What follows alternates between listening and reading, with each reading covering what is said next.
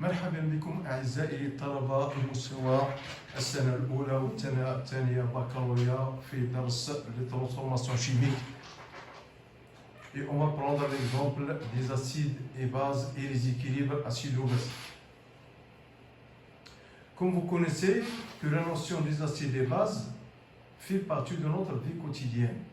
On entend par mesurer le pH d'une piscine, mesurer le pH des eaux, utilisation des produits nettoyants tels que l'ammoniac et NH3, les produits de Javel pour la désinfection, les aliments tels que le vinaigre, acide acétique, le Coca-Cola, le lait, c'est-à-dire tous ces produits, on cherche à savoir quel est son pH. Donc, c'est quoi un acide et base? Donc, plusieurs savants proposent plusieurs définitions.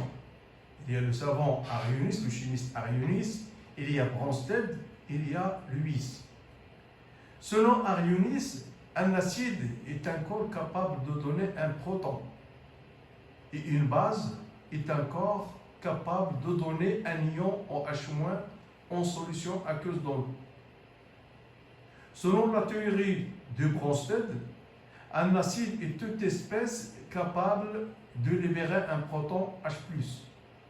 Et une base est tout corps capable d'accepter un proton H+ d'un acide. Selon Lewis, un acide est un corps capable d'accepter une paire d'électrons.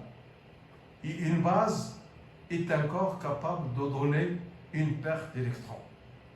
Donc, à votre niveau, je vais s'intéresser seulement à la théorie de Bronsted. Selon Laurent Bronsted, un acide peut donner un ou plusieurs protons, c'est-à-dire un ion H+, à une autre base qui va l'accepter. Le proton, on l'appelle base. La base est une substance qui accepte un ou plusieurs protons venant d'une autre substance, l'acide. Dans cet proton, l'acide va céder le proton et la base qui va l'accepter. Donc l'acide va céder le proton et l'élément chimique qu'il a donné devient son acide conjugué. Dans ce schéma comme vous voyez là, c'est l'acide, vous avez la notion de pH qu'on va voir par la suite, et vous avez les concentrations de H+ et les concentrations de H-. On constate en comparant ces concentrations, on constate que tant que la concentration des ions H+ augmente, que le pH elle diminue. Et tant que la concentration diminue, ça veut dire que la basicité diminue. Mais on va le voir une fois qu'on va citer la notion de pH. Donc, un autre exemple d'illustration. Donc, un acide, c'est l'espèce qui va céder le proton, et la base, c'est l'élément chimique qui va l'accepter.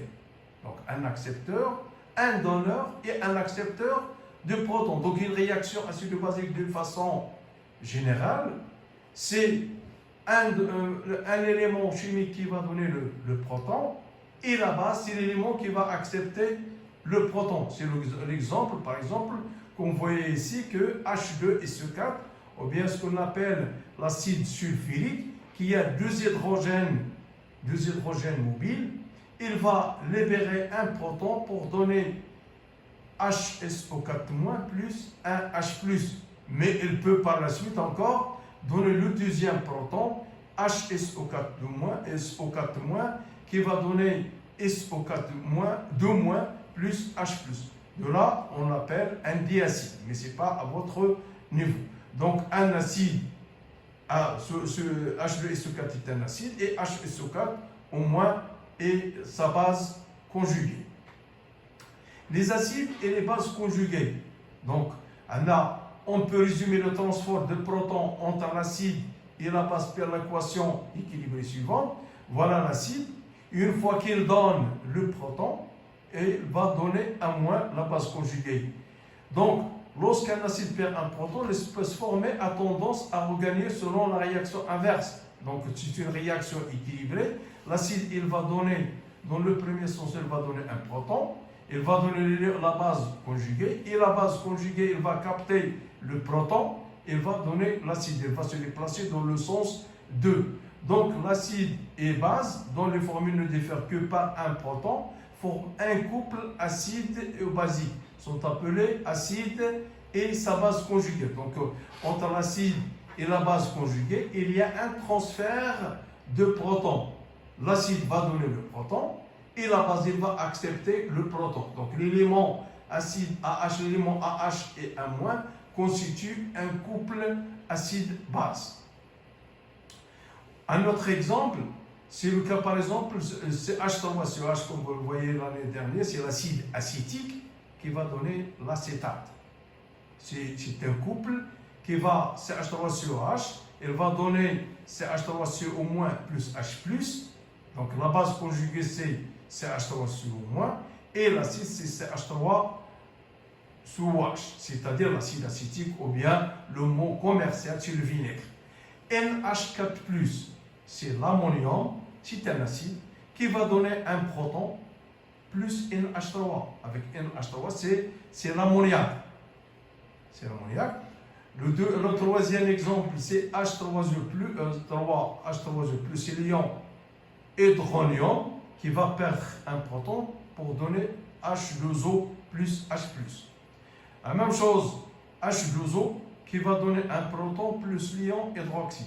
Mais on constate que H3O plus et H2O, que H2O, dans ce cas, il a un comportement basique et dans cette molécule-là, H2O a un comportement acide. Donc, les éléments chimiques qui peuvent se comporter tantôt comme acide ou comme une base, on les appelle un élément amphotère. Et dans ce cas, l'eau, elle a ce comportement. La molécule 2 appartient au couple acide-base. C'est une espèce amphotère de fait qu'elle peut se comporter soit comme acide en libérant un proton, soit comme une base en captant un proton. Donc, c'est un amphotère ou bien un ampholyte. Le deuxième exemple, quand on verse le vinaigre sur l'hydrogénocarbonate de sodium, il se forme un dégagement gazeux. Le couple sont pour le vinaigre, comme je l'ai dit tout à l'heure, c'est l'acide acétique. L'acide acétique, c'est H3COH, c'est H3CO-. Pour l'hydrogénocarbonate, donc vous connaissez que l'acide carbonique, elle provient de CO2 plus H2O qui donne H2CO3, et sa base conjuguée, c'est HCO3-. Donc, en additionnant un acide plus une base, il donne CH3CO-, c'est-à-dire l'acétate plus CO2 plus H2. Donc, c'est une réaction acide-basique. Voilà l'acide et voilà la base. Donc, un exemple, CH3CO- et la base conjuguée de l'acide acétique, CH3COH. Donc, puisqu'on a dit que le couple acide-base, il est constitué par un acide et sa base conjuguée. NH4+, et l'acide conjugué de la base NH3, c'est-à-dire de l'ammonium. Certaines espèces peuvent se comporter soit comme un acide, soit comme une base. Donc ce sont des substances amphotères, et c'est le cas par exemple de l'eau. Dans certains cas, il peut libérer, on a dit que l'eau est un amphotère, il peut céder un proton pour donner OH-, OH- plus H+, c'est le cas par exemple, il a un comportement acide, mais dans le deuxième cas, il peut capter, la molécule d'eau peut capter un proton, et pour donner l'acide conjugué, l'ion hydronium, et il a un comportement qui est basique. Dans ce cas, que l'eau est un amphotère, de fait qu'elle peut se comporter soit comme un acide, soit comme une base. Donc, passons maintenant à la notion de pH. Vous entendez parler, on l'a dit précédemment, mesurer le pH de lait, mesurer le pH d'un jus d'orange, etc. Mais la notion de pH, déterminer le pH d'une solution, ça veut dire déterminer la concentration de H3O+. Donc, vous voyez ici, Pour exprimer l'acidité ou la basicité d'une solution, les chimistes préfèrent utiliser la fonction pH, définie par la relation pH est égal à moins log concentration de H3O+. Avec log et l'abréviation du logarithme à base 10 sur le logarithme décimal, et la fonction P indique moins log. Donc pH, c'est P, c'est moins log de H3O+. Donc, déterminer le pH d'une solution consiste à déterminer la concentration. Vous connaissez c'est quoi la concentration d'une solution? C'est la quantité de matière divisée par le volume. Donc, on essaie de déterminer la quantité de matière de H3O+ dans un volume donné. Donc, connaissant le pH de la solution, on peut déterminer la concentration de H3O+ est égale à 10 à la puissance moins pH. C'est pour cette raison qu'on a dit que le logarithme, c'est un logarithme à base 10. Ce que vous devez retenir, lorsque vous entendez parler déterminer le pH d'une solution, c'est-à-dire déterminer la concentration de H3O+, autrement dit déterminer la quantité de matière dans un certain volume donné. Donc, plusieurs techniques ont été proposées pour déterminer le pH de la solution. On peut déterminer le pH d'une solution à l'aide d'un pH mètre, ou bien on peut déterminer le pH à l'aide de papier pH, ce qu'on appelle papier pH. Donc, le pH mètre, le principe d'un pH mètre, il consiste à plonger l'électrode dans votre solution. Mais la mesure de pH ne peut se faire qu'après avoir étalonné l'appareil. Ça veut dire quoi étalonner le pH mètre? C'est-à-dire l'ajuster, c'est-à-dire régler le pH. Comme une balance, comme lorsque vous faites une mesure, il suffit de tarer votre balance.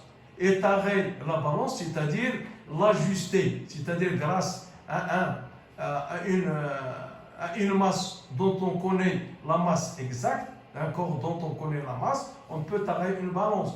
Mais dans le cas de pH mètre, étalonner l'appareil, c'est-à-dire l'ajuster à l'aide d'une solution dont le pH est connu ou ce qu'on appelle une solution tampon. Une solution tampon, c'est une solution dont le pH est invariable et il est fixe. On ajuste donc le pH mètre à l'aide d'une solution étalonnée. Une fois que le pH mètre est étalonné, on essaye de mesurer, on plonge l'électrode dans la solution et on fait une lecture de la valeur de pH. La deuxième méthode, c'est la méthode de pH mètre. Comme vous le voyez là, donc à l'aide de papier pH, vous constatez que chaque couleur correspond à une valeur de pH. Mais qu'il y a des différences entre mesurer le pH à l'aide d'un papier pH et à l'aide de pH mètre. La méthode de pH mètre est une méthode qui est plus précise. Une méthode précise. Par contre, c'est une méthode qui est approximative. Ça permet de connaître si on est dans la zone acide ou bien dans la zone basique, mais ça ne donne pas une valeur exacte. Le principe de cette méthode consiste à couper un morceau de papier et à plonger dans votre solution. Alors, une fois retiré le papier de votre solution, il donne une couleur. Et on compare ça au quadrant qui est dans le papier pH. Vous voyez dans cette figure-là comment on procède à l'aide des pH mètres portables.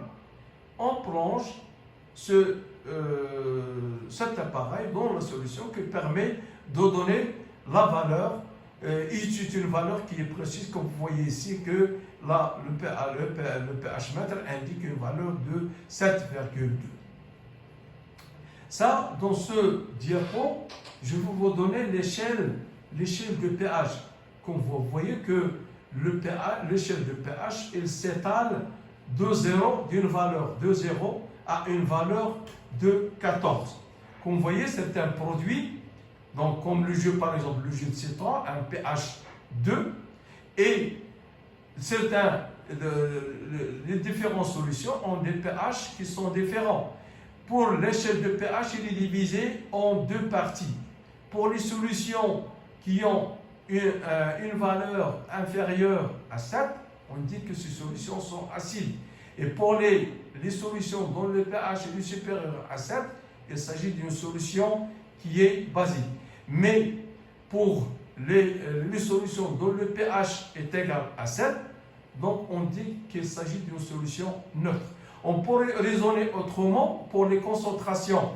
Donc, dans ce domaine-là, les concentrations de H3O+, sont importantes que la concentration de OH-. Ça veut dire que la concentration de H3O+, il est supérieur, il est fortement supérieur à la concentration de OH-. Pour les solutions neutres, que la concentration de H3O+, est égale à la concentration de OH-. Mais pour les milieux basiques, on a la concentration de OH-, elle est fortement supérieure à la concentration de H3O+. Et vous voyez les différents pH, le vinaigre 3, la bière c'est 4, le café par exemple c'est 5, le lait c'est 6, l'eau de mer c'est 8, le savon c'est 9, l'ammoniac c'est 11, le javel c'est 12, etc. Donc, et vous voyez dans cet exemple que le pH de l'eau que vous buvez, il est compris entre 6,5 et 8,5. Donc, une solution est acide, c'est la concentration des ions, elle est inférieure, elle est supérieure à 10-7. Le pH d'une solution acide est donc inférieur à 7. Une solution basique, c'est la concentration des ions hydronium est inférieure à celle de l'eau pure. Vous voyez que c'est quoi une eau pure? Quelle est la différence entre une eau pure et une eau? Parce qu'une eau pure, elle ne contient que des molécules H2O. Par contre, lorsque vous entendez parler de l'eau, ça veut dire qu'elle peut contenir différents ions. Parce que il est composé de différents éléments. Mais lorsqu'on parle de l'eau pure, ça veut dire qu'elle ne contient que des molécules H2O. Le pH d'une solution basique est donc supérieur à 7. Le pOH est exactement la même chose, sauf pour OH-. On peut parler de pH et de pOH. Donc pOH consiste à déterminer la concentration de OH-. Mais lorsqu'on parle de pH, ça consiste à déterminer la concentration de H3O+. Donc, mais il y a une relation entre pH et pOH. pH plus pOH est égal à 14. Donc, c'est ça l'échelle de pH. Donc, l'échelle de pH, comme on a dit précisément, elle est entre 0 et 14. Donc, dans ce sens, le pH augmente, mais l'acidité diminue. Donc, vous voyez que l'acidité et le pH, ils sont inversement proportionnels. Si le pH augmente, l'acidité diminue. Et réciproquement, si le pH diminue, l'acidité augmente. Donc il ne faut pas, et vous voyez ici la relation avec la concentration. Si le pH augmente, ça veut dire que la concentration diminue. Et réciproquement, si la concentration augmente de H3O+, vous constatez que le pH est diminue. Vous voyez ici quelques exemples de solutions acides et basiques. Donc, on a pour certaines solutions, comme vous voyez ici le coca, le vinaigre, le citron, etc., HCl, ce sont des substances acides. Et c'est l'ammoniac, javel, la soude. La soude, ce sont des substances qui sont basiques.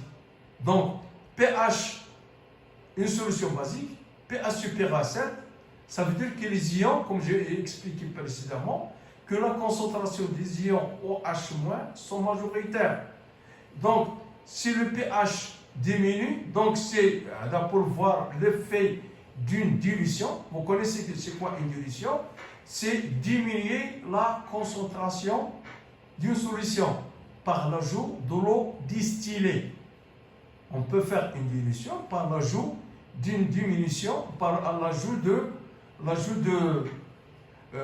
l'eau distillée, ce qui permet de diminuer la concentration. Mais à votre avis, est-ce que la quantité de matière change? Non, la quantité de matière ne change pas.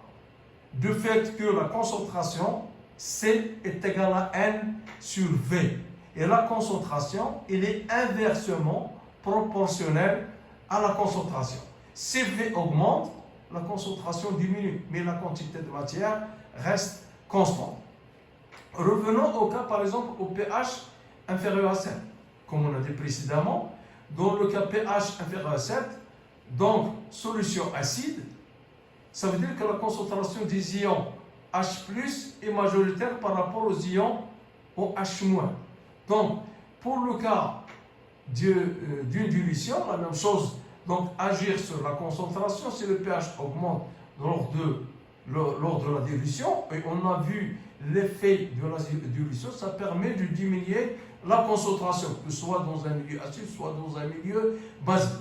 Et dans le cas où pH est égal à 7, ça veut dire qu'on a un milieu neutre, ça veut dire que la concentration de H3O+ est égale à la concentration de OH-. Alors, donc, pour les différents, c'est un récapitulatif, ce qu'on a dit sur le pH. Vous voyez ici les différentes méthodes de mesure de pH. Soit on peut mesurer le pH à l'aide d'un pH mètre, comme on peut le mesurer à l'aide d'un papier pH. Mais la méthode pH métrique, elle est plus précise que la méthode de papier pH. Maintenant, je passe à une autre notion, c'est la notion de l'avancement d'une réaction chimique. L'avancement d'une réaction chimique, comme vous le connaissez, c'est, vous l'avez vu dans les réactions réaliser un tableau d'avancement des réactions, c'est-à-dire voir quelle est la quantité formée ou bien la quantité formée ou bien la quantité qui est disparue. Mais avant de parler de l'avancement d'une réaction, j'aimerais vous donner la notion d'une réaction totale. C'est quoi une réaction totale ou bien c'est quoi une réaction partielle? Une réaction totale, ça veut dire qu'on a disparition totale des réactifs. On a une disparition totale des réactifs. Et lorsque je parle d'une réaction totale, ça veut dire qu'on a soit une disparition de tous les réactifs, complètement de tous les réactifs, soit au moins disparition de l'un des réactifs. Mais dans le cas d'une réaction non totale, on a disparition partielle des réactifs. Donc on a présence des réactifs et la présence des produits. Par contre, dans le cas d'une réaction totale, on a seulement présence des produits. Par contre, dans le cas d'une réaction non totale, ou bien ce qu'on appelle une réaction partielle ou une réaction équilibrée, on a la présence des réactifs et la présence des produits. Et on va dire qu'on a un X, la quantité de matière, c'est XF. Mais dans le cas des réactions totales, on va parler de X max, c'est-à-dire la quantité maximale formée. Mais dans le cas, si on compare une réaction totale et XF et XM, on va dire que dans le cas d'une réaction totale, que XF est égal à XM. Mais dans le cas des réactions non totales, on peut parler seulement de XF. Et je vais évoquer maintenant la notion de taux d'avancement. Le taux d'avancement, noté taux, est égal au rapport de l'avancement final sur l'avancement maximal. C'est un rapport. taux est égal à XF sur XM. Donc on peut aller définir un critère pour évaluer s'il s'agit d'une réaction totale ou non totale. Connaissant le taux d'avancement, je peux savoir est-ce qu'il s'agit d'une réaction totale ou non totale. Donc pour la réaction totale, on a taux est égal à 1. Puisqu'on a XM est égal à XF, ça veut dire que le taux est égal à 1. Donc dans ce cas, je peux dire que la réaction est totale. Mais si vous avez trouvé que le taux il est compris entre 0, et je m'excuse, 0 et 1, la réaction est non totale, c'est-à-dire qu'il s'agit d'une réaction partielle. Maintenant, on considère la réaction chimique suivante. AA plus petit b, grand B, C, grand C, plus petit d et grand D, avec A, B, avec petit a, petit b, petit c, petit d, ce sont les coefficients stoichiométriques, et A, B, C et D, ce sont A et B, ce sont les réactifs mis en jeu, et C et D, ce sont les produits formés. Le tableau d'avancement de cette réaction, la réaction AA, grand A plus petit b, grand B plus petit c, grand C plus petit d, grand D, on a l'état du système, on a avancement en mol, on part de la quantité de matière Na, de Nb, de Nc, de Nd. Donc, à l'instant T initial, on a seulement NiA et NiB. Mais pour le produit, c'est 0, 0. Mais à l'instant T différent de 0, on a NI de A moins AX, NiB moins BX, et C fois X et D fois X. Donc, pour le final XF, c'est NiA moins AXF, NiB moins BXF, CXF, DXF. Supposons que cette réaction est totale. À votre avis, quelle sera la composition? Donc la composition, donc on va ajouter notre colonne, c'est la réaction totale. Donc on aura XM, et c'est pour les réactifs, on peut avoir la disparition de tous les réactifs, et c'est 0. Pour B, c'est 0, mais on va avoir C fois XM et D fois XM. Donc, une réaction est totale si son taux d'avancement est égal à 1. Si vous avez le taux est égal à 1, vous pouvez dire que votre réaction est le total. Si le taux il est compris entre 0 et 1, la réaction est non totale. Ou bien on dit qu'il s'agit d'une réaction équilibrée, réaction non totale, ou bien une réaction est partielle. Et si le taux d'avancement est égal à 0, la réaction n'a pas eu lieu. Donc il n'y a pas de réaction. Si vous avez le taux égal à 0, ça veut dire qu'il n'y a pas de réaction. Si vous avez le taux égal à 1, vous avez une réaction qui est totale.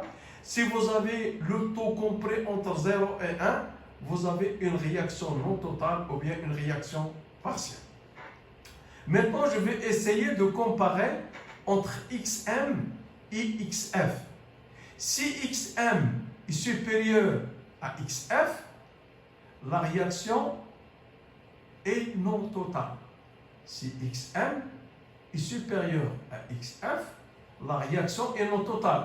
On est dans le cas où taux, il est compris entre 0 et 1. Mais si vous avez XM est égal à XF, vous avez la réaction est totale. Et dans ce cas, on a taux égal à 1. Donc, là, c'est pour comparer la réaction. Et vous avez vu ça dans le suivi temporel des réactions. Si vous avez la réaction est totale, vous trouvez dans la courbe du suivi de l'évolution de la réaction que X max est égal à XF. Mais si la réaction n'est pas totale, ça veut dire que le taux est compris entre 0 et 1, ça veut dire que X max est supérieur à XF. Et je vous remercie pour votre attention.